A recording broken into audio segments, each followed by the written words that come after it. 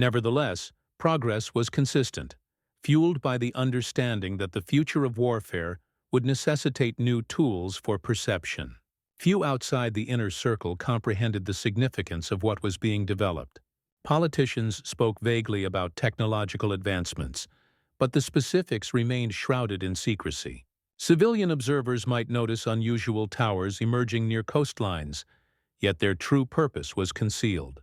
To the public, the United States appeared to be a nation unprepared for war, still recovering from the Great Depression. However, to those behind closed doors, radar was a burgeoning miracle, one that could determine the fate of fleets and cities. The irony lay in the fact that America's future adversary was not oblivious to scientific advancements. Japan had its own physicists, some of whom were cognizant of global research into radio detection. However, the Japanese military hierarchy was slower to respond, hesitant to reallocate resources from pressing priorities such as aircraft and carriers. They underestimated the speed at which the Americans would transition from laboratory exploration to practical application on the battlefield. Beneath that misjudgment lay a significant threat to Japanese strategy. By the time Japanese strategists were finalizing their plans for a devastating strike against Pearl Harbor, the United States had already established several radar stations in Hawaii and experimental systems aboard multiple ships. Although the technology was fragile and incomplete, it was indeed operational. America had begun to equip itself with a new sense, an unseen extension of vision that would soon astonish the Japanese pilots who believed the Pacific was still governed by the naked eye. On the morning of December 7, 1941, the Hawaiian Islands awakened under a rising sun. For the majority of Americans stationed at Pearl Harbor, it was merely another Sunday morning filled with routine tasks and slow starts. Yet within a small, often overlooked outpost located at the northern tip of Oahu, two young Army privates were gazing at a luminous screen, perplexed by the signals it revealed. Their station was equipped with one of the newly installed radar systems, an experimental device intended to provide early warnings of incoming aircraft. What they observed that morning would later become one of the most haunting what-ifs of the war. The men had activated the radar just after dawn and swiftly detected a large formation of aircraft approaching from the north. The echo was powerful, unmistakable, with dozens upon dozens of blips extending across the display. Alarmed, they reached out to the command center to report their findings. The response they received was dismissive. A senior officer who was not well versed in the implications of radar mistakenly assumed that the reading indicated nothing more than a flight of incoming American bombers anticipated from California, and advised them not to be concerned. He stated that the blip was nothing out of the ordinary. Consequently, the warning was essentially disregarded. Hours later, Japanese aircraft descended upon Pearl Harbor in one of history's most notorious surprise attacks. Battleships were engulfed in flames, airfields erupted, and the United States was thrust into a global conflict. The irony was harsh. America had indeed detected the Japanese fleet prior to the assault, thanks to radar technology. However, the technology was still in its infancy, and the human systems surrounding it were ill-prepared, allowing the opportunity to slip away. Meanwhile, the Japanese were unaware that they had already brushed against the edge of America's unseen defense. This incident highlighted both the potential and the limitations of radar during its early stages. The machines had the capability to detect the invisible, but only if those in authority had faith in the technology's insights. In December 1941, radar was still regarded as a novelty, an experimental addition rather than a critical tool. Officers trained in conventional reconnaissance methods were unable to grasp that a vague line on a screen could signify life or death. For the Japanese, their attack validated their belief that surprise was still achievable. They did not yet realize that the Americans were merely one decision away from thwarting the assault. In Tokyo, when news of the success at Pearl Harbor reached military headquarters, there was celebration. Admirals and generals congratulated themselves on the impeccable execution of the surprise attack. Pilots returned as heroes, boasting that the Americans had been completely caught off guard. The Japanese High Command viewed this as confirmation of their strategic doctrine. Speed, precision, and secrecy had triumphed. Yet beneath their success lay a concealed reality that America had the means to detect their fleet before it launched its attack, and that these means would only become more effective as the conflict continued. The radar incident at Pearl Harbor served as a lesson for both parties involved. For the Americans, it demonstrated that technology by itself was insufficient. Procedures, training, and conviction needed to evolve accordingly. A machine could issue an early alert, but without decisive action from commanders, the chance would be lost. For the Japanese, their lack of awareness regarding radar's existence deepened their sense of security. They believed the Americans were entirely oblivious, never realizing that a new kind of perception had nearly compromised their flawless surprise. In the weeks that ensued, U.S. officers meticulously examined the specifics of the assault and the overlooked radar signal. Frustration, remorse, and resolve permeated the ranks. The failure to respond was not overlooked. Gradually, radar transitioned from being a novelty to an essential tool. Stations were modernized, operators received more rigorous training, and commanders began to understand that the luminous reflections on a screen could be more dependable than the keenest lookout stationed on a ship's mast. For the Japanese, the war following Pearl Harbor progressed with vigor. Rapid conquests in the Philippines, Malaya, and the Dutch East Indies unfolded, yet the foundations for change had already been laid. Radar had been present at Pearl Harbor, and although disregarded, it had showcased its capabilities. The time would arrive when Japanese pilots would find themselves navigating through barrages of gunfire from defenders who seemed to possess knowledge of their location long before any human eyes could detect them.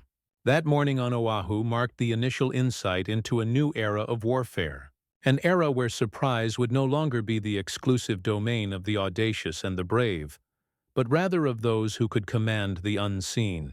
The months following Pearl Harbor propelled the Japanese Empire to its most extensive territorial expansion. Swift victories throughout Southeast Asia and the Pacific appeared to validate their conviction in the dominance of speed and surprise.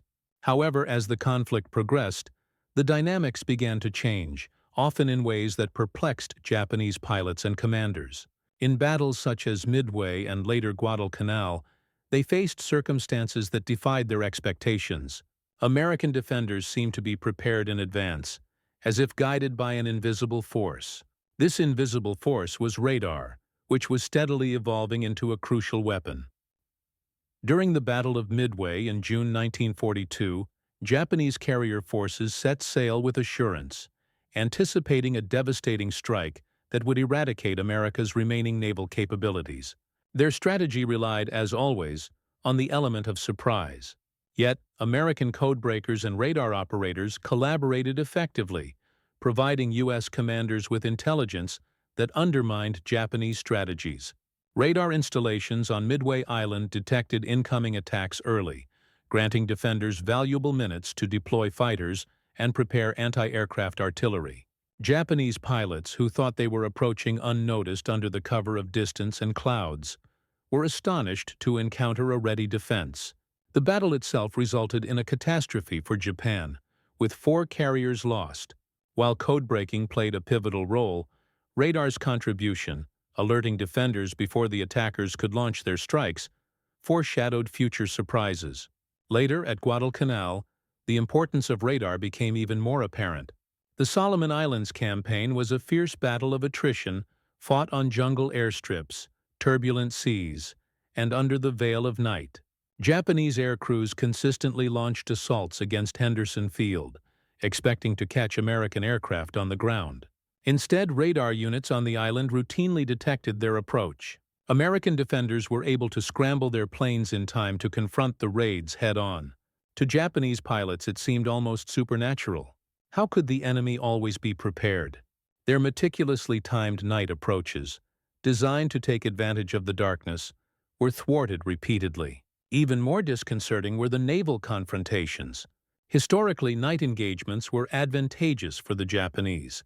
Their crews received specialized training for operations in darkness, and their vessels were equipped with lethal torpedoes intended for unexpected assaults under the cover of night. In previous encounters, this had provided them with a significant advantage. However, as U.S. naval ships began to incorporate radar technology, the dynamics shifted. American destroyers and cruisers were now capable of detecting Japanese ships well before they were visually sighted. In the tumult of nighttime skirmishes, radar-guided artillery fire targeted enemies that Japanese commanders had not even seen. The protective veil of night suddenly ceased to ensure safety. The psychological ramifications were substantial. Pilots who had been trained to take advantage of weather conditions and darkness now confronted an adversary that appeared to penetrate both. Reports began to emerge from the front lines. American aircraft intercepting attacks through dense cloud cover, anti-aircraft artillery firing with remarkable precision, surface vessels maneuvering adeptly in complete darkness. To many within the Japanese forces, it appeared as though the Americans possessed extraordinary perceptive abilities. Few comprehended the actual workings of radar, and speculation circulated that the enemy had devised peculiar new detection methods, possibly utilizing invisible light or enigmatic listening devices. For the Americans, the increasing dependence on radar was paired with innovative strategies. Commanders became adept at incorporating radar data into their tactical planning. Fighter directors stationed on ships and islands started to direct squadrons with accuracy, guiding them towards incoming threats that were not visible to the naked eye.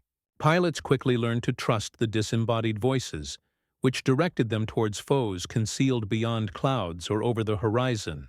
Radar, once met with skepticism, evolved into the vital core of American defense strategies. The Japanese reaction was one of confusion intertwined with disbelief. They continued to depend mainly on human observers, sharp-eyed pilots, and the element of surprise. However, their attempts at surprise increasingly fell short. Bombers were obliterated before they could reach their intended targets, and nighttime assaults devolved into bloodbaths as American forces, equipped with radar, intercepted them repeatedly. What had previously been their most significant advantage, stealth, was deteriorating in the face of a technology that they neither fully comprehended nor possessed in equivalent strength. By the conclusion of 1942, the Japanese High Command could no longer ignore the mounting evidence. Reports accumulated detailing encounters in which the enemy had evidently detected their forces without any visual contact. However, the complete extent of America's radar network remained concealed. To Japanese aviators, it was an enigma. To Japanese officers, it represented a burgeoning crisis. The Pacific battlefield was undergoing a transformation, and their strategy of surprise was becoming outdated. The unseen eyes of radar were reshaping the very dynamics of warfare, converting the darkness and clouds, which had once been allies of Japan, into environments where Americans held the upper hand. The evolution of naval warfare in the Pacific reached its most striking manifestation at night. For centuries, darkness had shrouded fleets and hidden movements. The Imperial Japanese Navy, more than any other, welcomed the night as its ally. Their doctrine prioritized surprise torpedo strikes under the cover of darkness, and their sailors received rigorous training in nocturnal navigation and gunnery. During the early months of the war, this specialization enabled them to outperform American ships in several nighttime engagements. However, by late 1942 and into 1943, a quiet revolution was taking place. American vessels began to arrive outfitted with radar systems capable of penetrating the darkness, transforming the night into a battleground where Japan's advantage evaporated. The waters off Guadalcanal became the testing ground for this transition. Initially, Japanese destroyers and cruisers conducted audacious night raids, maneuvering close to American positions and unleashing their lethal long-lance torpedoes with catastrophic results. Yet gradually, U.S. warships began to adapt their responses differently. Rather than being taken by surprise, they navigated as if directed by an invisible map. Radar operators stationed below deck traced luminous arcs across their screens, pinpointing the locations of enemy ships long before the lookouts could detect them. Commanders issued exact orders based not on flares or searchlights, but on the consistent updates from these unseen signals. The impact during combat was remarkable. In the naval confrontation at Guadalcanal in November 1942, American ships equipped with radar were able to engage Japanese vessels before the latter even realized they had been detected. Cannons thundered into the darkness, hitting targets that were still invisible to the naked eye.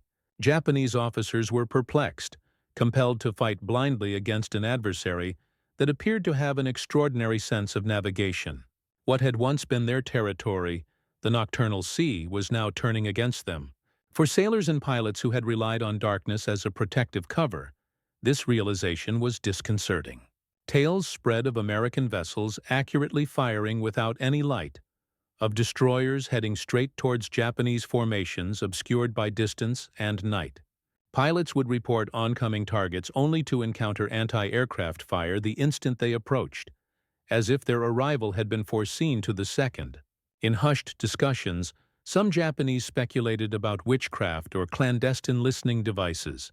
Few grasped the true capabilities of radar. Meanwhile, the Americans honed the practice of radar-directed warfare. Specialized roles emerged on ships: radar plotters, fighter directors, and control officers who converted the luminous arcs into actionable orders. The bridge of a U.S. cruiser during a night engagement transformed into a hub of activity, with commanders depending less on their own vision and more on the composed voices conveying bearings and distances from the radar rooms below. With each encounter, their assurance increased. Darkness was no longer an adversary. It had evolved into an ally. This psychological transformation was as crucial as the tactical one. American sailors who previously feared nighttime confrontations began to embrace them, confident that their technological advancements provided them with a significant advantage. In contrast, Japanese forces became increasingly apprehensive. Their once proud proficiency in night combat transformed into a source of anxiety. Officers noted heightened stress levels among crews who were concerned about the unseen threat posed by radar-guided artillery.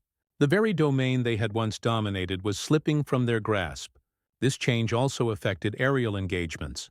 By 1943, American night fighters equipped with radar were successfully intercepting Japanese bombers under the cover of darkness. Ground-based radar stations directed them straight to their targets, enabling them to ambush bombers that believed they were undetectable. The Japanese, dependent on outdated navigation and detection techniques, found themselves bewildered as squadrons disappeared into the night, never to return. Once again, what had been their reliable ally, the darkness of night, now turned against them. In Tokyo, reports from the front lines became increasingly dire. Admirals and commanders began to recognize that the Americans had developed some form of advanced detection technology that was depriving Japan of one of its most valued advantages. However, efforts to counter this technology were lagging. Japan's industrial capacity was under strain, resources were limited, and the expertise required to replicate American radar was scarce. Consequently, the disparity widened, and with each nocturnal engagement, Japanese forces bore the consequences. The dominance of radar in nighttime confrontations represented a pivotal moment in the Pacific War. It was not solely about machinery, but about perception itself.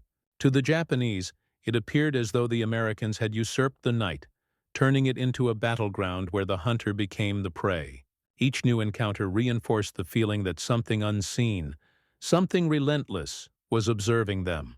As the war continued, that invisible observer only grew more formidable. By 1943, radar had transitioned from merely a defensive mechanism to a pivotal force that transformed the manner in which the United States conducted warfare across the Pacific. What initially started as cumbersome experimental devices on a limited number of ships had now developed into an extensive network of surveillance spanning thousands of miles. The Americans had mastered the use of radar not only for protection against unexpected assaults, but also to direct their own offensives, penetrating into waters and skies that were previously deemed unfathomable. For Japanese forces, it seemed as though their adversary had gained a sixth sense, extending their vision far beyond the visible horizon. One of the most revolutionary uses of this technology was in the battle against submarines. Japanese commanders had traditionally depended on stealthy underwater vessels to disrupt American shipping and gather intelligence on enemy positions. However, as the number of radar-equipped patrol aircraft and escort vessels increased, submarines became increasingly exposed. Radar was capable of detecting the faint outline of a periscope, cutting through the waves, or spotting a submarine as it surfaced to recharge its batteries under the cover of darkness. Aircraft that would have previously flown blindly over the open ocean were now directed by radar to specific locations, releasing depth charges with lethal precision. For Japanese submarine crews, the vastness of the ocean no longer guaranteed safety. Equally significant was the assistance that radar provided to bombers. Long-range missions over the Pacific required hours of flying over featureless waters, where even minor navigation mistakes could lead to catastrophe. Radar navigation addressed this challenge. American bombers equipped with radar could identify islands obscured by clouds or darkness, plotting accurate courses that led them to their objectives. As the technology advanced, radar also facilitated blind bombing through overcast skies, enabling strikes even when visibility was nearly non-existent. Japanese defenders who had once relied on weather conditions to protect their airfields and convoys suddenly discovered that clouds offered no refuge. The cumulative effect was that American commanders were able to coordinate operations with a level of precision that the Japanese had not anticipated. Fighter directors utilized radar data to orchestrate aerial battles, directing squadrons towards enemy formations that were beyond visual range. Convoys operated under the vigilant protection of escort carriers, whose radar systems detected incoming threats long before they became visible on the horizon. Even amphibious landings, such as those at Tarawa and later the Marianas, were guided and protected by radar networks that interconnected fleets, aircraft, and shore installations into a cohesive web of awareness. For Japanese aviators, this experience was disorienting. Pilots who were used to launching surprise attacks now found themselves intercepted far from their intended targets. Convoys they believed to be concealed were confronted by swarms of American aircraft that seemed to materialize out of thin air. Reports circulated regarding Japanese formations that were detected and destroyed before they ever caught sight of their adversaries. It appeared that the Americans no longer depended on luck or chance. They simply had knowledge. The advantage of radar also transformed strategy at the highest levels. Admirals who had previously worried about the risk of ambush began to devise bold offensives deep into enemy territory, confident that their radar coverage would reveal threats in a timely manner. American vessels ventured into contested waters with increasing confidence. Meanwhile, Japanese fleets retreated, growing more cautious of unseen detection, and the initiative in the Pacific, once held by Japan, gradually shifted to the United States. Perhaps the most remarkable change was in the perception of ordinary sailors and airmen. Radar became an invisible ally, a constant presence whose subtle signals offered reassurance during the darkest moments. Men who might have once felt blind and vulnerable at night now placed their trust in the voices of radar operators guiding them. This trust bolstered morale and reinforced the belief that technology itself was shifting the war in their favor. Conversely, for the Japanese, the opposite was true. Confidence diminished as they confronted an adversary whose perception appeared almost supernatural. Japanese intelligence officers found it challenging to comprehend the full magnitude of the threat they encountered. Information obtained from captured American pilots or intercepted radio communications suggested a comprehensive radar guidance system. However, attempts to replicate this technology were unsuccessful. Their engineers were constrained by limited resources and time to develop dependable alternatives, and the industrial capacity of the United States overshadowed their production capabilities. By the time Japan recognized the extent of America's radar network, it had already established an insurmountable advantage. Essentially, radar provided the United States with control over the unseen realms of warfare, including the depths where submarines hid, the skies obscured by storms, and the horizons that previously concealed fleets. The Japanese could still engage in valiant combat, but courage alone could not triumph over an enemy that could detect them before they could respond. The Pacific was no longer an expansive area of uncertainty. Under the scrutiny of radar, it transformed into a battlefield that was mapped and observed with remarkable precision. By mid-1943, Japanese commanders could no longer refute that the Americans had created a technology that fundamentally changed the dynamics of the conflict. Reports from all fronts conveyed a consistent narrative. Attacks intercepted in complete darkness, bombers destroyed before reaching their objectives, and surface vessels outmaneuvered at night by adversaries who seemed to possess knowledge of their precise locations. The reality was becoming clear to Tokyo. Radar was tangible, formidable, and destructive. However, recognition did not ensure deliverance. Japan's efforts to catch up were hindered by delays, shortages, and disarray. Japanese scientists had not been entirely oblivious to radar's possibilities. As early as the late 1930s, researchers in Japan were conducting experiments with radio detection. By 1941, they had created rudimentary devices capable of detecting aircraft. Yet, unlike the United States or Britain, Japan did not have the industrial infrastructure to rapidly mass-produce these instruments. Unfortunately, the military hierarchy had been sluggish in prioritizing radar, viewing it as less important compared to carriers, aircraft, and submarines. At the onset of the war, radar research remained an underfunded and overlooked area. Once the extent of America's radar superiority became clear, Japan hurried to react. Laboratories endeavored to enhance their prototypes, and a limited number of sets were deployed on warships or stationed along coastlines. However, the technology was rudimentary and frequently unreliable. Japanese radar systems fell short in both range and resolution compared to their American counterparts, and operators faced constant frustrations due to frequent malfunctions. Training posed another significant challenge. Effective radar operation necessitated skilled technicians capable of interpreting echoes and directing forces. Yet Japan could not afford the time or resources to develop such expertise. Many operators were hastily trained with minimal preparation, resulting in misinterpretations and lost opportunities. Field commanders also faced difficulties in placing their trust in the new technology. Used to depending on human observers and the instincts of experienced pilots, they often questioned the unfamiliar signals produced by the radar systems. In certain instances, radar alerts were disregarded or misinterpreted, reflecting the very errors made by the Americans at Pearl Harbor. While the United States quickly rectified those mistakes, Japan struggled with both the necessary infrastructure and the confidence to make radar a central element of their defense strategy. Meanwhile, American radar technology advanced significantly with each month. Systems became smaller, more powerful, and increasingly precise. They were not only installed on battleships and carriers but also on destroyers, submarines, and even individual aircraft. The disparity continued to grow. Japanese engineers attempted to close the gap, but shortages of essential materials, such as high-quality vacuum tubes, severely hindered production. Bombing raids on Japanese industrial sites further obstructed progress, disrupting research and destroying vital facilities. Captured instances of American radar left Japanese scientists in shock. Upon examining downed aircraft or salvaged wreckage, they discovered components that were significantly more advanced than their own.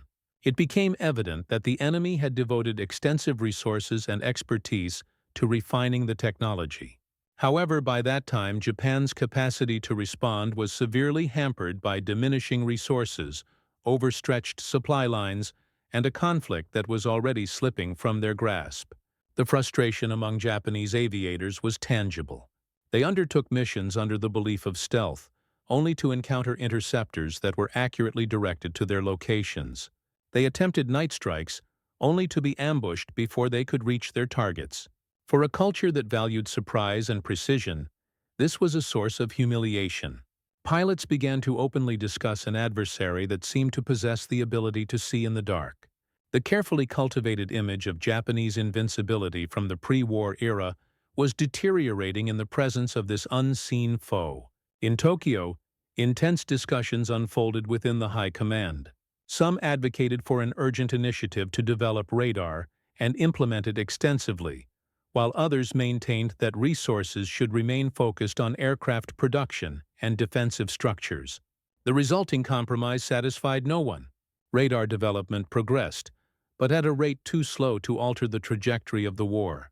By the time modest networks of Japanese radar stations were established across the home islands, the American advance had already surged across the Pacific, tightening its hold. The futility of Japan's radar efforts became increasingly apparent. For every few sets they managed to install, the Americans deployed hundreds. For every operator Japan trained, the U.S. trained dozens, bolstered by standardized procedures and extensive logistical frameworks. The technological competition was hopelessly imbalanced. What remained for Japan was to persevere, to engage with bravery and skill against an enemy that could detect them before they even realized they had been seen. Consequently, Japan's efforts to catch up were not merely a technical setback, but also a symbolic defeat. They disclosed the profound vulnerability of a nation that had exceeded its limits, bound to ideologies that had been surpassed by scientific advancements. Radar was not simply an additional weapon. It represented a transformation in perception. By the time Japan attempted to adopt it, the transformation had already eluded them. In the concluding years of the Pacific War, radar evolved from a clandestine experiment into a ubiquitous force that determined Japan's destiny. What was once a fragmented array of experimental devices now enveloped the American military apparatus. Aircraft carriers deployed planes directed by radar intercept controllers. Destroyers navigated the oceans with radar scanning in all directions, while bomber formations traversed thousands of miles of open water under the reliable guidance of radar navigation. For Japan, this signified that regardless of how stealthily they approached or how meticulously timed their assaults were, the Americans always seemed prepared. The Battle of the Philippine Sea in June 1944 starkly illustrated this divide. Japanese commanders gathered what remained of their carrier fleet in a desperate effort to impede the American progression. Hundreds of aircraft were launched, yet the Americans intercepted nearly all of them long before they could reach their objectives. Radar installations aboard U.S. carriers and escort vessels detected the Japanese formations from extensive distances, directing American fighters into position. The ensuing conflict was a slaughter so imbalanced that it became known as the Great Marianas Turkey Shoot. Japanese pilots, many inadequately trained by this point in the war, were decimated in waves. Survivors recounted the terrifying experience of encountering swarms of American fighters that seemed to materialize from thin air. In reality, they had been guided by radar with chilling accuracy. As the U.S. forces advanced closer to Japan's home islands, the supremacy of radar only intensified. Bombers wreaked havoc on Japanese cities both day and night, frequently through dense cloud cover. Radar-guided navigation and bombing ensured that weather no longer offered any refuge. Raids that may have previously been hindered by storms reached their targets unimpeded. Japanese defenders, deprived of fuel and aircraft, scrambled in a desperate attempt to intercept but were seldom successful. When they managed to engage, American radar guided the fighters to intercept them quickly, eliminating the threat before any significant damage could occur. A particularly notable example was observed during the battles around Okinawa in 1945. Japan launched waves of kamikaze aircraft in a final effort to halt the invasion. These suicide planes relied on the element of surprise, suddenly diving from the clouds or appearing over the horizon. However, the U.S. fleet was fortified with radar picket ships, destroyers positioned ahead of the main fleet, their radar screens constantly monitoring the skies. Alerts spread throughout the fleet, directing fighters towards the kamikazes and positioning anti-aircraft guns in readiness. Although losses remained substantial, the absence of radar would have resulted in far greater devastation. For Japanese pilots, this was yet another harsh realization. Even their ultimate weapon of desperation could be mitigated by the enemy's unseen surveillance. In Tokyo, surviving officers from the war later expressed their disbelief. They characterized radar as the invisible foe that had shattered their morale. One naval commander admitted that it was radar, more than America's formidable industrial capacity, that rendered traditional Japanese strategies ineffective. Surprise had been the foundation of their doctrine, and radar had dismantled it. Others contemplated their nation's neglect in prioritizing such technology earlier, expressing regret over the hubris that had caused them to undervalue the significance of machines compared to human spirit. The impact of radar transcended the battlefield. It signified the dawn of a new age in warfare, where information and detection became as crucial as firepower. The Japanese, taken aback by the achievements of radar, would subsequently analyze it thoroughly during the post-war period, incorporating its insights into their defense strategies. For the United States, radar not only contributed to their victory in the war, but also influenced the technological direction of the ensuing Cold War, where unseen detection and surveillance would dictate military strategy. In retrospect, the amazement of Japanese officers was justifiable. They had entered the war with the belief that bravery, training, and surprise would ensure their success. They departed having observed how invisible signals, silently traversing the ether, could disrupt centuries of naval customs. Radar had served as America's clandestine weapon of awareness, a device that enabled them to perceive the imperceptible. Ultimately, it was this relentless, tireless, and unavoidable vision that guaranteed Japan could no longer operate in obscurity or launch attacks without being seen.